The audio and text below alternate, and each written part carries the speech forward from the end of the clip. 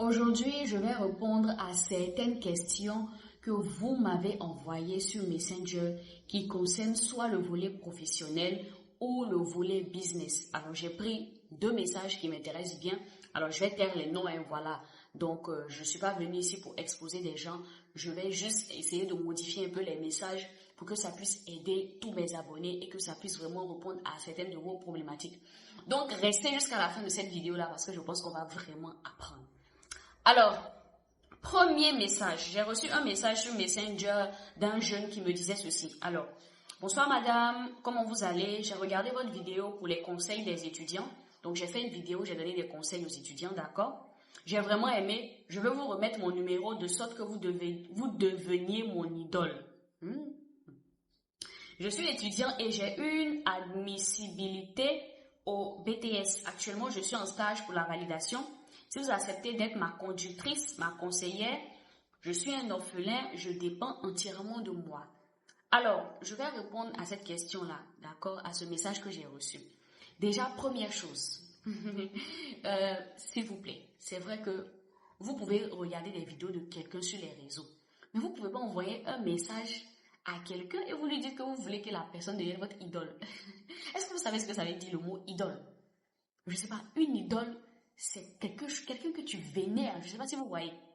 Alors, certainement qu'il s'est mal exprimé, mais je ne conseille pas. Je veux dire que ce soit moi, que ce soit n'importe quelle personne.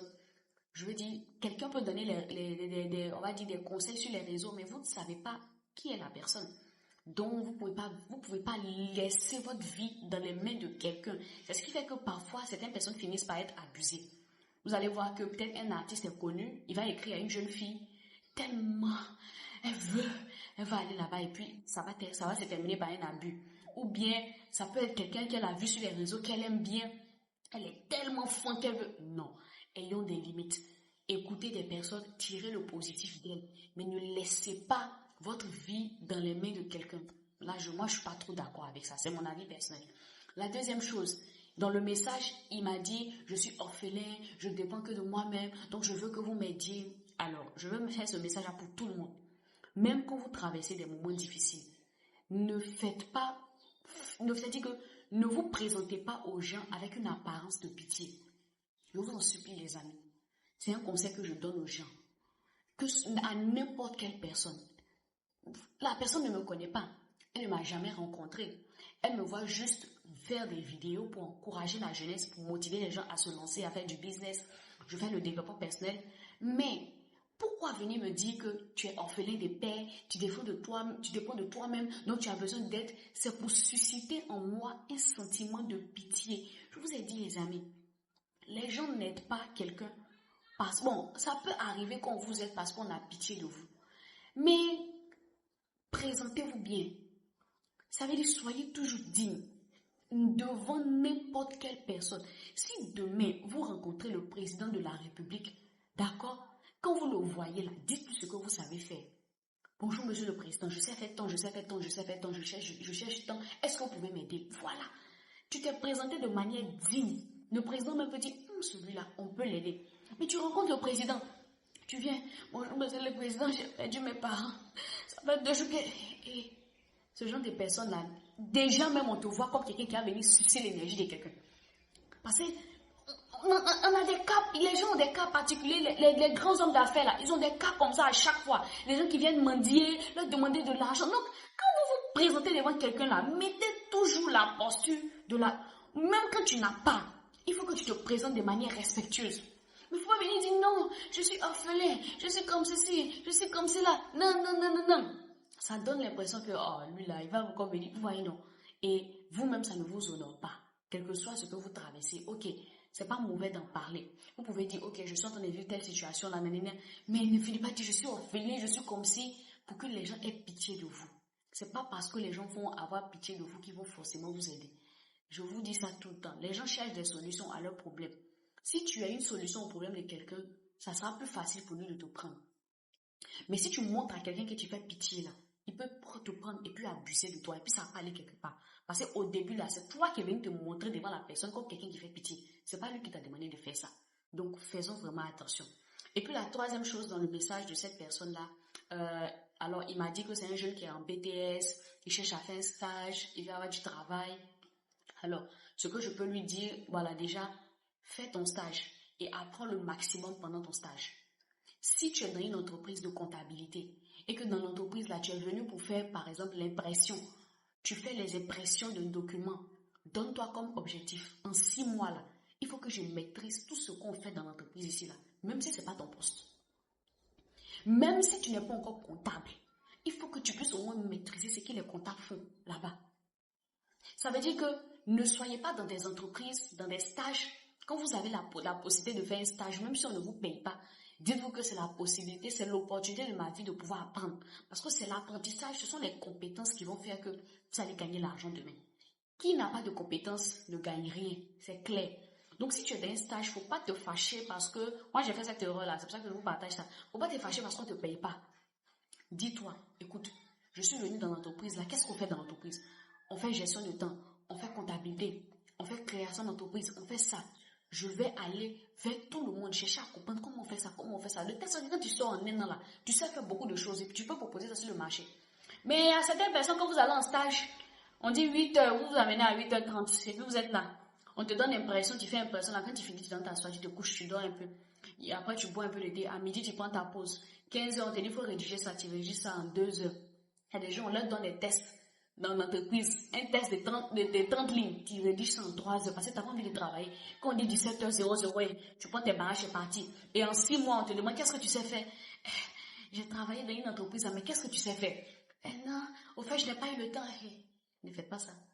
Quand vous êtes en entreprise, vous êtes là pour un objectif. Je suis là, je dois apprendre, je dois devenir bon. Même si ce n'est pas ta compétence, que c'est quelqu'un d'autre qui fait ça, va lui demander, monsieur, s'il vous plaît, comment est-ce qu'on fait ça? Moi, c'est ce que j'ai fait dans mes stages. Monsieur, s'il vous plaît, comment est-ce qu'on fait ça? Comment est-ce qu'on fait ça? Ce n'était pas mes compétences, je ne le faisais pas. Mais j'allais voir les gens, comment est-ce qu'on fait ça? Quand je suis sortie là, j'ai su quoi utiliser pour créer une entreprise. Parce que j'avais appris dans mon entreprise. D'accord? Alors, ça c'était la première question. J'espère avoir répondu à mon abonné. Et puis voilà, j'espère aussi que tu mettras les conseils en pratique. Voilà. Donc, c'est vrai qu'on peut t'aider, mais présente-toi bien la prochaine fois. D'accord? Alors, lis le deuxième message. Alors, je voulais me lancer dans l'agriculture et commencer une petite entreprise. Quels sont vos conseils? Alors, déjà, ça c'est un conseil qui est pour tout le monde. Si vous voulez vous lancer dans un domaine d'activité, que ce soit l'agriculture, que ce soit l'élevage, que ce soit le marketing digital, que ce soit l'immobilier, cherchez à vous connecter à des gens qui sont des experts dans ce domaine. D'accord? Moi, je fais le développement personnel, je parle de motivation, mais je ne suis pas une experte en élevage. Je ne suis pas une experte en immobilier. Donc, si quelqu'un vient me voir et qui me dit, Annika, je veux que tu me parles d'élevage, je pourrais lui dire des choses que j'ai entendues, mais ça ne sera pas approfondi. Donc, tous ceux qui veulent faire le business, je vous dis ça tout le temps dans mes vidéos. Vous voulez faire le business, la première chose que vous devez faire, l'idée qui vous intéresse là, cherchez quelqu'un qui est déjà dans ce domaine depuis longtemps, qui a de l'expérience dans le domaine. Et puis, allez-y voir la personne. Si elle a fait des livres, achetez les livres. Si elle a fait les formations, achetez les formations. J'ai remarqué un truc. Beaucoup de personnes veulent gagner de l'argent sans dépenser.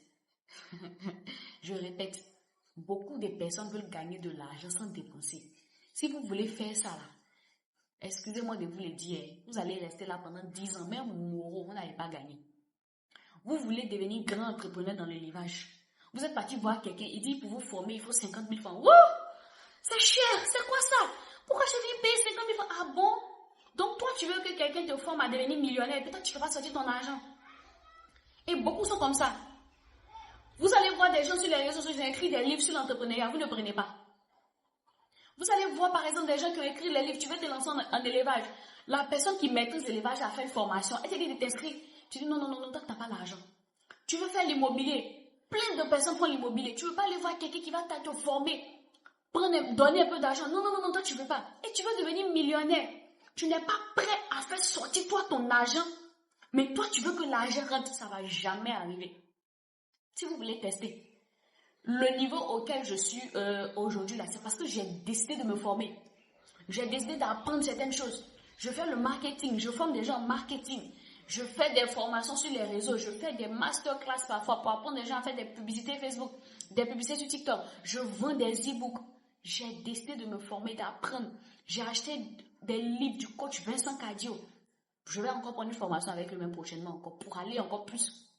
Actuellement là, j'ai ma chaîne YouTube. Ma chaîne YouTube, elle a presque 1000 abonnés. Mais je veux encore grimper. Je vais aller prendre une formation avec quelqu'un. Et je vais payer. Parce que je veux que ma chaîne YouTube passe à un autre niveau. Et demain, vous allez voir les résultats. Parce que j'ai accepté de payer le prix. Même si ça va me coûter, je vais mettre de l'argent de côté. Je vais y aller. Mais ça fait des millions d'années, vous voulez gagner l'argent. Vous ne vous formez pas. Vous ne vous formez pas, vous n'apprenez pas. On vous dit de faire sortir de l'argent, d'apprendre des livres, de faire des trucs. Vous ne voulez pas. Vous allez rester au même niveau, les amis.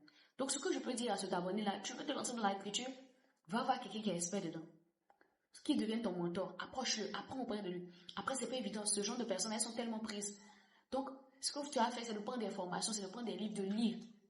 Écoute des vidéos sur les réseaux sociaux qui parlent d'agriculture, comment ça se passe. C'est simple. Avant de vous lancer dans un domaine, formez-vous, apprenez bien. Ça ne sert à rien de dire je veux faire ça et puis on a assis à la maison, on fait rien, ça ne sert à rien. Donc voilà les amis, aujourd'hui j'ai répondu à 2 questions. On va s'arrêter là pour ne pas que la vidéo soit longue. Donc si vous avez des préoccupations, envoyez-moi des messages. Ça peut être soit en commentaire. Maintenant si vous voulez que ce soit privé, vous pouvez m'envoyer sur Messenger. Comme ça je vais lire les messages et puis peut-être faire d'autres vidéos avec ça. Si vous aimez ce genre de vidéo là, ce format là où je réponds à des questions, mettez en commentaire que vous aimez. Comme ça je saurai que je peux faire ça encore plus souvent. Et puis abonnez-vous, je suis Anika T. Ici on parle de développement personnel, de motivation, d'entrepreneuriat.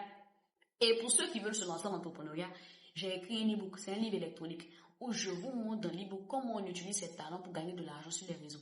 Donc si toi aussi tu en as marre et tu veux devenir indépendant financièrement, prends l'e-book, il est en promo à 5 000 et quelques. Donc tu télécharges l'e-book sur ton téléphone, c'est tranquille quoi. Le lien est juste en bas ou dans la description pour ceux qui sont sur YouTube. Abonnez-vous, ciao.